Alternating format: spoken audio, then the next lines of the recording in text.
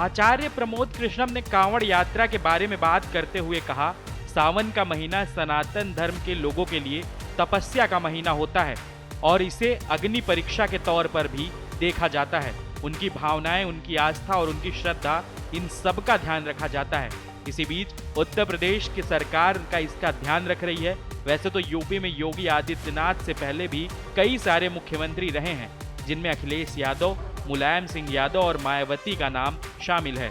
उन्होंने कहा, कांवड़ियों की आस्था को जो समाधान योगी सरकार में हो रहा है और उनके मुख्यमंत्री बनने के बाद हो रहा है, वो अलग है। ऐसा इसलिए क्योंकि पहले कई बार हिंदुओं की आस्था पर कठोराघात हुआ है। कांवड़ियों पर पत्थर फेंके गए हैं, उन पर आरोप लगाए गए हैं और उनके श्रद्धा भाव का सम्मान नहीं किया गया। लेकिन अब ऐसा नहीं है। धर्म की बुनियाद सत्य होती है और जो सत्य को छुपाकर व्यापार करे या धर्म के साथ खड़ा हो, वो गलत है।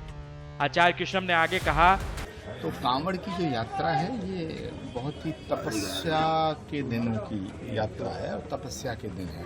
तो जब कोई व्यक्ति तपस्या करता है तो उसकी जो मनोस्थिति होती है वो बहुत ही एक विशेष प्रकार से उसका जो सोचने का तरीका होता है, खाने का तरीका, पहनने का तरीका, चलने का तरीका, उसका जो आचरण होता है वो बहुत ही पवित्र भी होता है और दूसरा सम्मानजनक स्थिति होती है और सादर श्रद्धेय के लायक होता है। उसके प्रति सबको श्रद्धा आती है। इसीलिए कांवड़ी यात्रा जहाँ से गुजरते हैं सब लोग माथा टेकते हैं, उनको भोले कहा जाता है। तो अगर उनकी उस यात्रा में कोई धोखा करता है तो ये उचित नहीं है। दूसरी बात मैं कहूँ, दुनिया का कोई धर्म ये नहीं कहता कि झूठ बोलो। दुनिया के सभी धर्मों की पूजा पद्धति अलग है, कर्मकांड अलग है, रिचुअल्स अलग है, लेकिन पहनावे पोशाक अलग हो सकते हैं, भाषा भी अलग हो सकती है। पर एक बात कॉमन है कि सभी धर्मों की जो बुनियाद कही गई है वो सच कहा गया। तो कोई भी धर्म अगर ये कहे कि साहब हम अपने नाम को छुपा करके दूसरे नाम से धंधा करेंगे, तो नाम छुपाना जो है ये संवैधानिक दृष्टिकोण से, कानून के दृष्टिकोण से